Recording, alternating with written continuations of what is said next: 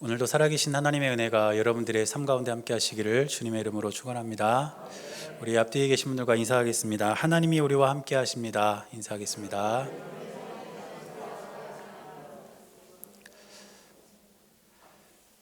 하나님께서 저와 여러분들이 일상 가운데 늘 함께 하시면서 우리의 삶을 지켜주시는 줄로 믿습니다.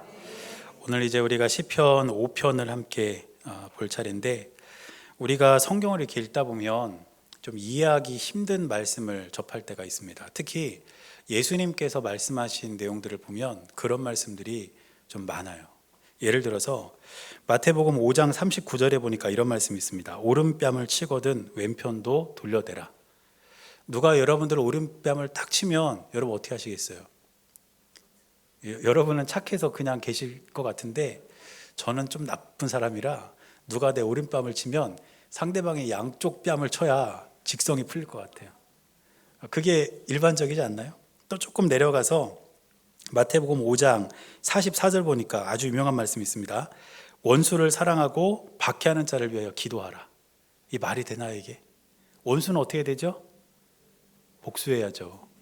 그리고 나를 박해하는 자들은 기도할 것이 아니라 차라리 저주하라. 이런 말씀이 더 자연스러운 말씀 아닐까요? 또 마태복음 6장 3절에 보니까 오른손이 하는 것을 왼손이 모르게 하라. 오른손이 하는 일을 온 세상이 알게 해야 되는 거 아니에요? 내가 뭔가 했는데 몰라주면 서운하잖아요. 이렇게 예수님의 말씀을 이렇게 읽다 보면 제가 지금 세 가지 예를 들었지만 세 가지뿐이 아니에요. 우리가 이해하기 어려운 말씀들, 그리고 세상적인 기준에서 비춰볼 때에 도저히 납득하기 어려운 말씀들이 분명히 있다는 것이죠.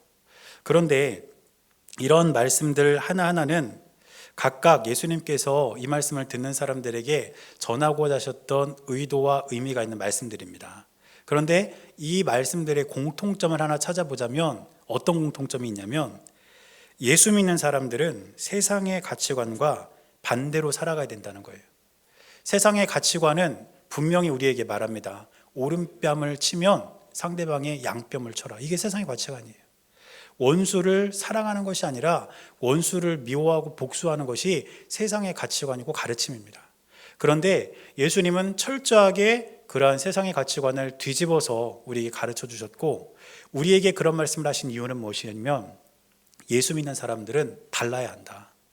예수님을 믿는 사람들은 세상과는 분명히 다른 삶을 살아가야 한다. 이것이 바로 예수님이 저와 여러분들에게 가르쳐 주시는 가르침입니다. 때로는 세상의 가치관에 따라 살아가는 것이 훨씬 더 편합니다. 그냥 세상 사람들 살아가는 대로 우리도 그냥 거기에 묻어가서 그냥 그런 대로 살아가는 것이 쉬울 수 있어요. 그렇지만 다시 한번 말씀드리자면 예수님을 믿는 사람들은 세상의 사람들과는 달라야 한다는 것입니다.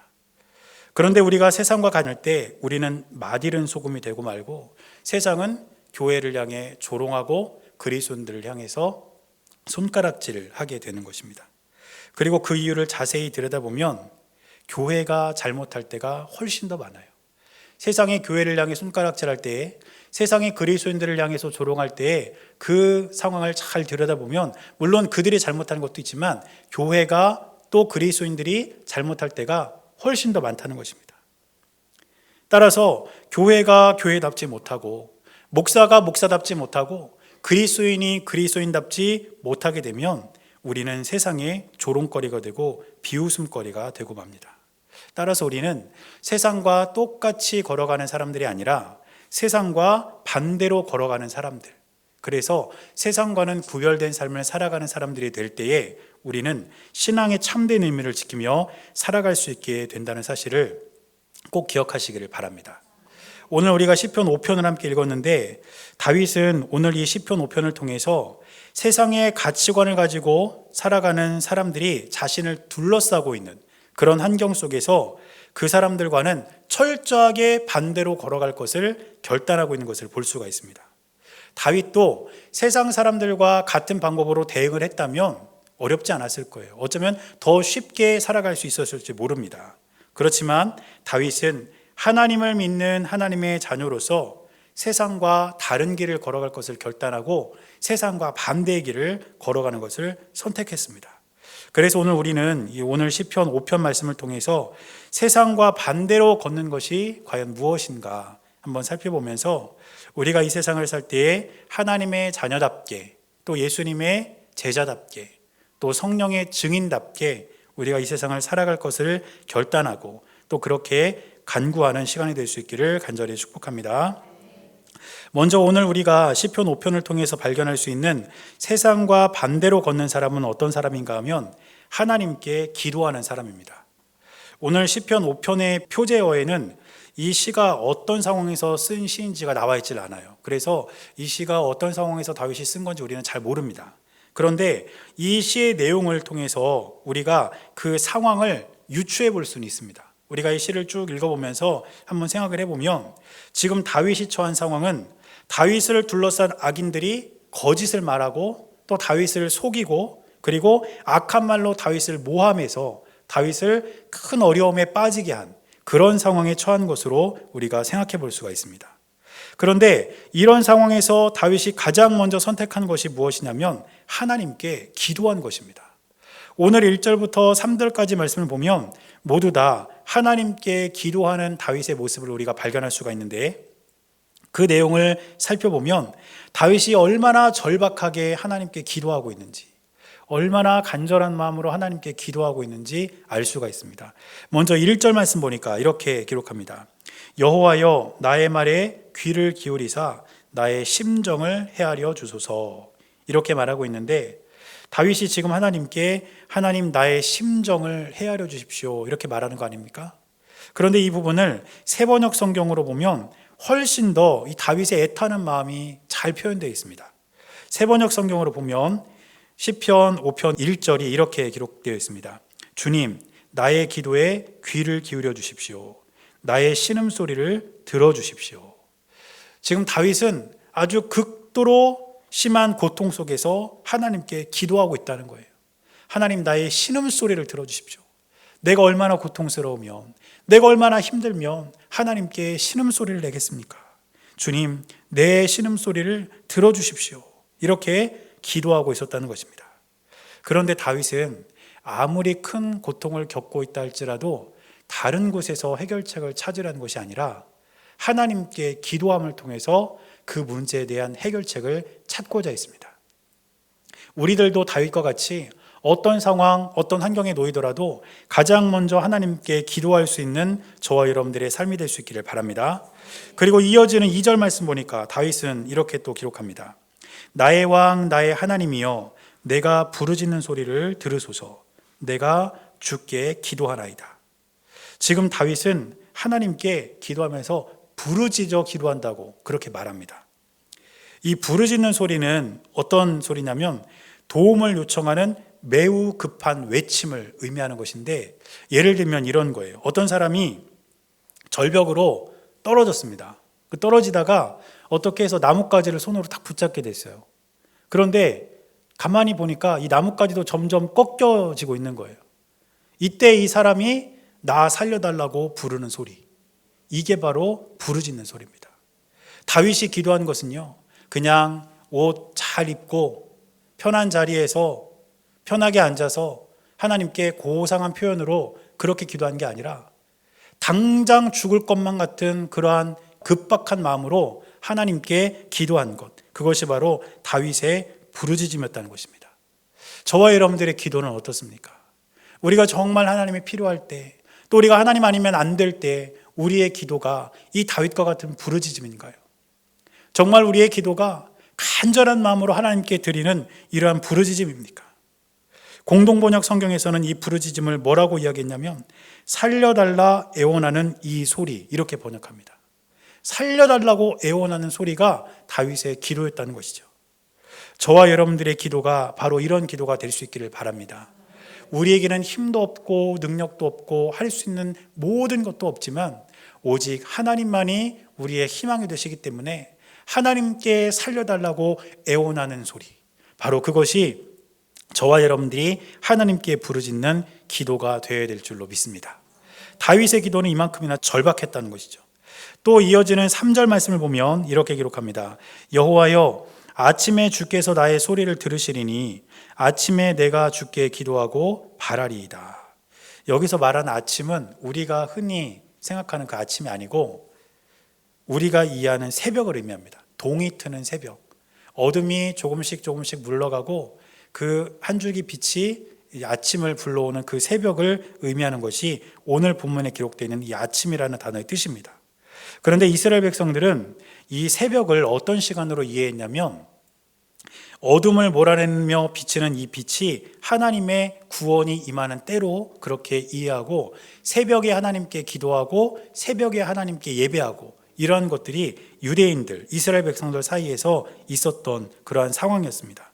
그러니까 지금 다윗은 어둠과 같이 어려운 상황이 있지만 하나님의 구원이 나에게 임하기를 바라는 마음으로 기도하고 있었다는 것이죠. 그렇기 때문에 다윗의 기도는 처절했고 절박했고 간절했습니다. 다윗은 이처럼 어려움이 있을 때 다른 세상의 방법을 선택한 것이 아니라 하나님을 먼저 부르고 하나님을 먼저 찾았습니다. 세상과 반대로 걷는 사람, 그 사람은 절대로 세상을 의지하는 사람이 아닌 줄로 믿습니다.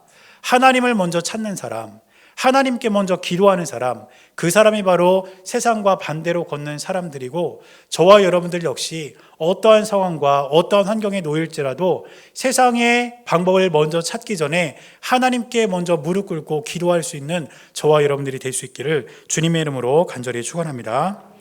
그런데 기도와 관련해서 우리가 한 가지 더 기억해야 할 것이 있다면 기도가 이벤트가 되어서는 안 된다는 것입니다. 다윗의 기도가 참 귀한 게 뭐냐면 우리가 다윗의 일생을 성경을 통해서 쭉 살펴보면 다윗은 기도와 찬양이 일상이 된 사람이었어요. 오늘 시편 5편은 다윗이 정말 절박하고 힘들고 고통스러운 상황에서 하나님께 드린 기도지만 다윗은 힘들 때만 하나님을 찾은 게 아닙니다. 다윗은 평안할 때에도 그의 일상 속에서도 하나님께 기도하고 찬양하는 것을 너무너무나 당연스럽게 생각했던 사람이 바로 다윗이었습니다. 그리고 그런 다윗의 모습이 너무너무 귀하다는 것이죠. 기도는 특별한 일이 있을 때, 그리고 정말 힘든 일이 생겼을 때만 드리는 이벤트가 아닙니다. 우리는 어려운 일을 겪고 힘든 일을 당할 때가 있습니다. 그리고 그때 우리가 하나님께 기도하고 하나님을 찾게 됩니다. 이것은 너무너무 귀한 일이죠. 그러나 우리는 거기서 한 걸음 더 나아가서 기도가 일상이 되는 삶을 살아야 됩니다. 특별한 일이 있을 때만, 힘든 일이 있을 때만 기도하고 하나님의 은혜로 그 모든 것들이 잘 해결이 된다면 그 후에 기도를 멈추는 것은 결코 하나님 앞에서 귀한 신앙의 모습이 아니라는 것입니다. 그런데 우리는 때때로 우리의 이 기도가 이벤트가 되는 일들을 좀 목격하는 것 같아요. 저는 개인적으로 기도가 이벤트가 되는 그런 아주 대표적인 그런 행사들이 있다면 수능 기도회 같아요. 수능 기도회. 수능 이제 보기 100일 전이 되면 교회에서 기도회를 합니다. 그렇죠? 교회에서 기도회를 해요. 그러면 그동안 기도 한 번 안 하셨던 우리 부모님들이 기도하러 다 나와요. 왜냐하면 내 아들이 내 딸이 열심히 공부했으니까 이번 수능에서 성적 잘 받아야 되기 때문에 기도 열심히 하러 나오십니다. 그리고 100일 동안 진짜 열심히 기도해요. 그 시간이 새벽이 됐든 저녁이 됐든 기도 정말 많이 합니다. 그리고 수능 딱 끝나면 어떻게 되나요? 다시 안 나와요. 똑같아지는 거예요. 어려운 일이 있을 때만 기도하는 것, 과연 그것이 하나님 앞에서 바른 신앙일까? 우리는 생각해 볼 필요가 있다는 것입니다. 기도는 하나님을 이용해서 내가 원하는 것을 얻어내는 수단이 아닙니다. 기도는 하나님의 뜻이 내 삶에 이루어지기를 구하는 것이 기도입니다. 따라서 기도는 어려울 때 또 특별한 일이 있을 때 드리는 이벤트가 아니라 우리의 일상이 기도가 되고 우리의 일상이 찬양이 되는 저와 여러분들의 삶이 될 수 있기를 바랍니다. 그래서 우리는 기도를 이벤트처럼 여기지 않게 되시기를 바랍니다. 다윗과 같이 가장 먼저 하나님께 기도하는 것을 선택하되 그 기도가 일상이 되어서 어떤 순간에도 하나님을 향한 우리의 기도가 멈추지 않는 저와 여러분들의 삶이 될 수 있기를 주님의 이름으로 간절히 축원합니다. 두 번째로 세상과 반대로 걷는 사람은 어떤 사람이냐면 하나님을 예배하는 사람입니다. 오늘 본문의 4절 말씀 보니까 다윗은 이렇게 기록합니다. 주는 죄악을 기뻐하시는 신이 아니시니 악이 주와 함께 머물지 못하며, 이렇게 말합니다. 다윗이 하나님은 죄악을 기뻐하지 않으신다 이렇게 이야기하면서 악인은 절대로 주님과 함께 머물 수 없다 이렇게 이야기합니다. 그러면서 그 악인이 어떤 사람들인지를 5절과 6절에서 그 악인들의 목록을 이야기합니다. 먼저 5절을 보면 오만한 자들과 행악자, 즉 악을 행하는 사람들, 그 사람들을 악인으로 언급하고 있고, 또 바로 밑에는 6절에서 보니까 거짓말하는 자들, 피 흘리기를 즐기는 자, 속이는 자, 이런 자들을 악인으로 언급하고 있는 것을 볼 수가 있습니다. 그런데 이처럼 다윗이 언급한 악인들의 목록을 보면 낯선 게 하나도 없어요. 세상과 나란히 걸어가면서 하나님의 기쁨이 되지 못했던 이 사람들은 예나 지금이나 우리 주위에 똑같이 있다는 것입니다. 하지만 세상과 반대로 걸어가는 사람들은 어떤 사람들일까요? 이런 세상 사람들의 모습을 뒤로하고 이들과 같이 걷지 않고 하나님께 예배하는 사람들, 바로 그 사람들이 세상과 반대로 걷는 사람들임을 우리는 분명히 기억해야 될 줄로 믿습니다. 그래서 7절을 보니까 다윗은 이렇게 고백합니다. 오직 나는 주의 풍성한 사랑을 힘입어 주의 집에 들어가 주를 경외함으로 성전을 향하여 예배하리이다. 다윗은 7절의 첫 부분을 오직 나는 이렇게 시작하고 있는데, 이것은 자신은 악인들과 대조되는 삶을 산다, 이것을 강조하기 위한 표현입니다. 그러니까 다윗은 악인들은 자신을 의지하고 하나님을 대적하면서 세상과 나란히 걷는 삶을 살고 있지만, 나는 하나님이 계시는 곳에 거하면서 하나님을 온전히 바라보고 하나님의 뜻을 구하면서 하나님과 가까이 하는 삶을 살아가고 있다, 이것을 지금 다윗은 고백하고 있는 것입니다. 또 다윗은 주의 풍성한 사랑을 힘입어서 주의 집에 들어간다, 이렇게 말하는데, 예배하는 것조차 자신의 힘으로 예배하는 것이 아니라 하나님의 사랑으로, 하나님의 은혜로 예배할 수 있다고 고백하고 있는 것을 오늘 이 말씀을 통해 우리는 발견할 수가 있다는 것입니다. 이처럼 다윗은 세상의 사람들이 죄를 짓는 것과는 대조적으로 철저하게 하나님을 예배하는 사람으로 살았습니다. 그리고 이것이 바로 세상과 반대로 걷는 사람들의 모습입니다. 사랑하는 여러분, 우리가 하나님께 드리는 예배는 우리가 끝까지 놓치지 말아야 할 신앙의 진리인 줄로 믿습니다. 우리는 이 세상 사람들이 무엇을 하든 어떤 일을 하든 우리는 개의치 않고 오직 하나님께 예배하는 것에 집중하고 하나님께 예배드리는 저와 여러분들의 삶이 되어야 합니다. 그리고 우리가 하나님께 나와서 예배를 드리는 것, 이것이 얼마나 귀하고 복된 것인지를 우리는 분명히 기억하고 깨달아야 합니다. 우리가 이번에 이 코로나 바이러스로 인해서 한동안 교회에 나와서 예배를 드리지 못하면서 예배의 소중함에 대해서 많은 분들이 깨닫게 되지 않았습니까? 우리가 그냥 교회 나와서 그동안은 예배를 드렸기 때문에 이 예배 드리는 것이 얼마나 귀하고 소중한 것인지 잘 몰랐는데, 막상 교회 나와서 예배 드릴 수 없는 상황에 이르다 보니까 이 예배가 얼마나 귀한지, 그리고 우리가 예배 없이 살아갈 수 없는 사람들이라는 것, 이러한 것들을 우리가 깨닫게 되는 것 같습니다. 그리고 또 제가 이번 일을 통해서 또 한 가지 깨닫게 된 것은 무엇이냐면, 우리가 예배를 드릴 때에 그 예배가 정말 예배답기 위해서는 얼마나 우리가 집중해서 예배를 드려야 하는가, 저는 그것도 한번 깨달아 봤습니다. 왜냐하면 여러분들도 물론 이렇게 가정에서 예배를 드리셨겠지만, 저도 영상을 이렇게 녹화한 다음에 예배 시간이 되면 집에서 예배를 드렸거든요. 여러분들과 똑같이 그 영상을 보면서 예배를 드렸습니다. 제가 저 설교하는 거 들으면서 저도 예배를 드렸어요. 근데요, 집에서 그렇게 예배를 드리다 보니까 예배를 방해하는 것들이 너무 많아요. 편안한 자리도 때로는 예배가 방해가 되고요. 그 환경이 예배에 집중하게 못하게 하는 것들이 얼마나 많은지 모릅니다. 우리가 예배가 되고 정말 그 예배가 진실한 예배가 되기 위해서는 예배에 집중해서 그 예배를 온전히 드릴 수 있도록 우리가 노력해야 된다는 것도 저는 이번에 깨닫게 되었습니다. 사랑하는 여러분, 세상과 나란히 걷는 사람들은 하나님의 기쁨이 되지 못하는 사람들입니다. 그래서 예배를 결코 소중하게 여기는 사람들이 아니라는 것입니다. 그러나 저와 여러분들은 하나님께 드리는 이 예배가 얼마나 귀하고 소중한지를 기억하면서 항상 주님 앞에 기쁜 마음으로 예배를 드릴 수 있는 우리 모두의 삶이 될 수 있기를 주님의 이름으로 간절히 축원합니다.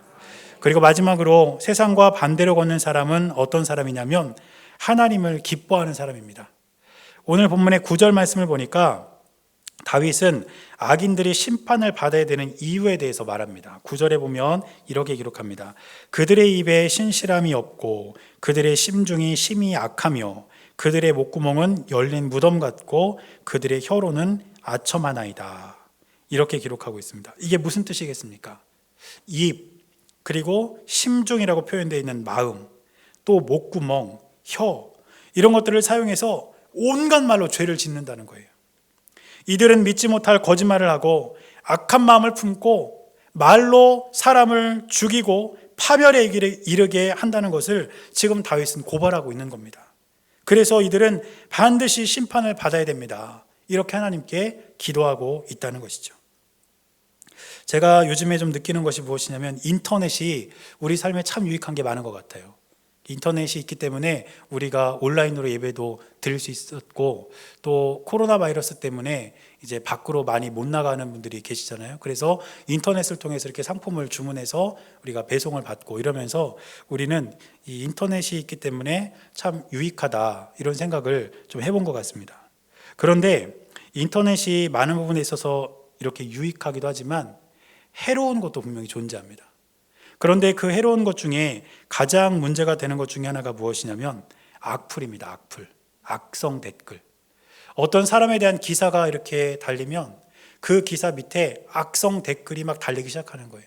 그 사람의 인격을 모독하고 그 사람을 저주하고 그 사람을 조롱하는 그러한 댓글들이 쭉 달립니다.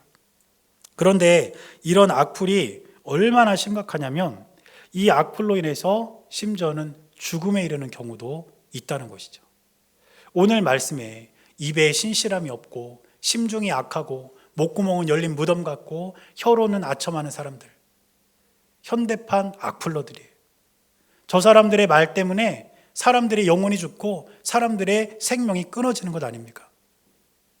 저도 요즘에 이제 계속해서 설교 영상을 이제 홈페이지에 이렇게 올리는데, 얼마 전에 설교 영상을 이렇게 올리다가 뭐 하나를 좀 발견했어요. 그게 뭐냐면 이제 유튜브에 보면 설교 영상 밑에 좋아요, 싫어요를 누르게 돼 있습니다.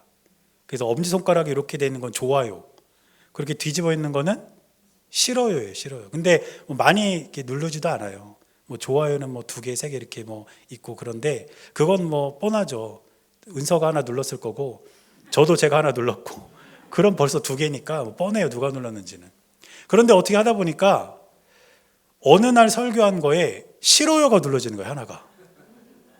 근데 그 별거 아닌 것 같은데요, 되게 마음이 쓰이는 거예요.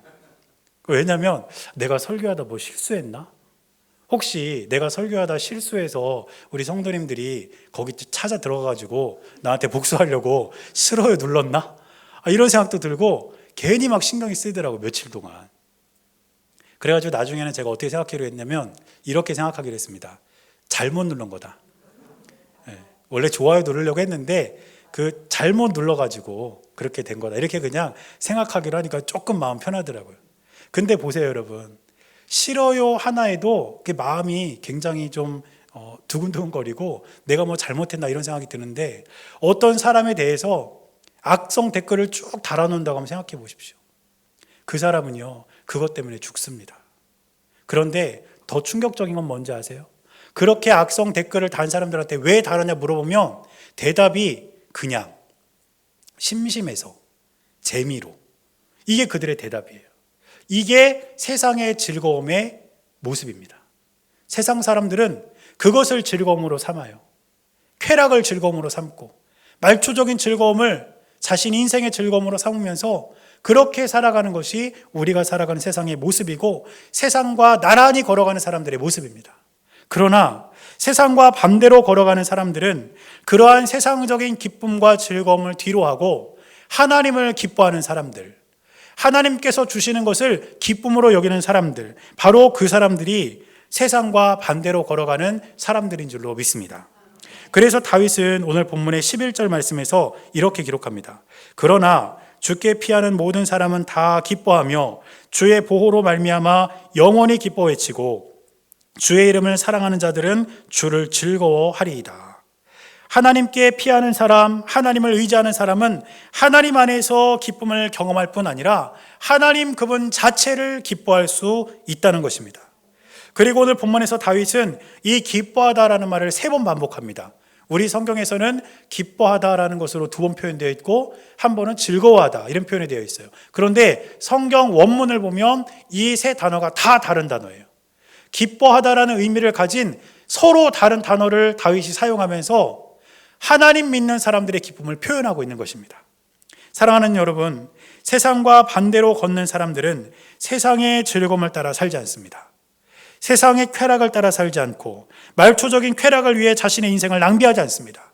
세상과 반대로 걷는 하나님의 백성은 오직 하나님 안에서 기뻐하고 하나님을 기뻐하고 하나님을 위해서 기뻐하는 사람들, 바로 그 사람들이 세상과 반대로 걷는 하나님의 자녀인 줄로 믿습니다. 그러므로 저와 여러분들은 세상적 가치를 기뻐하는 것이 아니라 하나님을 기뻐하며 참된 기쁨을 누리는 저와 여러분들의 삶이 될 수 있기를 주님의 이름으로 간절히 축원합니다. 이제 다윗은 이 시를 마무리하면서 의인이 누리게 될 은혜에 대해서 기록하고 있는데 오늘 본문의 12절을 보니까 다윗은 이렇게 기록하면서 시를 마무리합니다. 여호와여, 주는 의인에게 복을 주시고 방패로 함같이 은혜로 그를 호위하시리이다. 저는 이 의인이라는 단어를 오늘 설교 제목에 적용해서 표현을 한다면 세상과 반대로 걷는 사람이라고 해석하고 싶습니다. 의인은 세상과 반대로 걷는 사람이에요. 그런데 세상을 따르지 않고 이 세상과 반대로 걷는 의인에게 하나님께서는 어떤 은혜를 주시는지 아십니까? 우리에게 복을 주신다는 것은 우리의 삶을 형통케 하시겠다는 것입니다. 하나님의 때가 이르렀을 때에 하나님의 방법으로 우리를 가장 선한 길로 인도해 주시는 그 하나님의 형통이 우리의 삶에 있게 된다는 것, 그것을 기억하시길 바랍니다. 또한 하나님께서는 방패로 함같이 호위하신다 이렇게 하셨는데 방패도 종류가 있다고 그래요.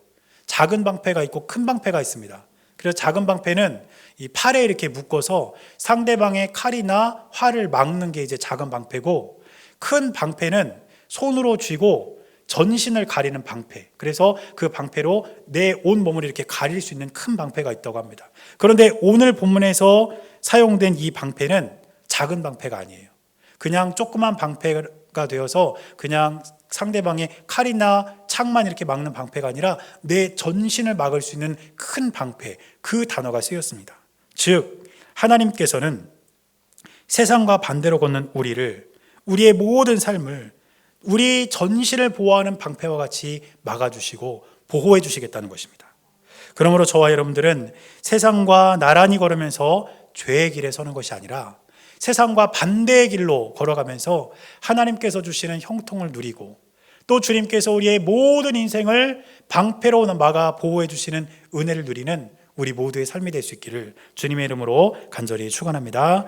기도하겠습니다. 사랑하는 주님, 우리가 이 땅을 살아가며 우리가 세상과 나란히 걷고 있지는 않았는지 돌아보게 하시고, 우리가 세상과 나란히 걷는 것이 아니라 세상과 반대로 걸어가며 하나님의 뜻을 이루어가는 주님의 귀한 자녀들이 될 수 있도록 인도하여 주옵소서.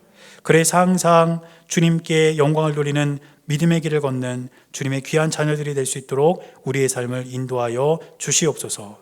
우리 주님께서 언제나 함께하여 주시고 동행하여 주실 것을 믿으며 살아계신 예수님의 이름으로 간절히 기도드렸습니다. 아멘.